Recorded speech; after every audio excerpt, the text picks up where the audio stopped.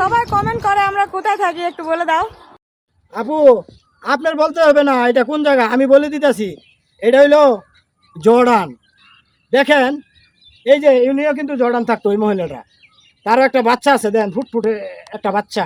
এই বাচ্চা রেখা এই যে ধরুন আমারে এবার লাত্তি মারে ফেলাইয়া চলে গেছে গা। আপু দুহাই লাগে, এভাবে লাত্তি মারে ফেলাইয়া যায় না, কেন স্বামী যে কী জিনিস এটা মরে গেলে বুঝতে পারবেন। এই যে আপনারা যারা জর্ডান থাকেন তারা অনেকেই কিন্তু এই জামাইরে এভাবে ফালাইয়া থুয়া যান গা। উনি কিন্তু পাইন 3 গার্মেন্টসে চাকরি করে, জর্ডান সি হাউসের 3 তলা কিন্তু হ্যাঁ থাকে।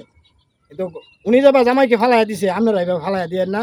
আর আপু একটা সত্যি কথা বলবেন, আপনি জর্ডানে বলে আমি শুনছি 30-35 হাজার টাকা বেতন, উনি বলে 1 লক্ষ টাকা বেতন পা। এই টাকাটা কি সত্যি নাকি? 1 লক্ষ টাকা বেতন পা নাকি এই মেশিনের কাজ করিয়া, অপারেটরগিরি করিয়া?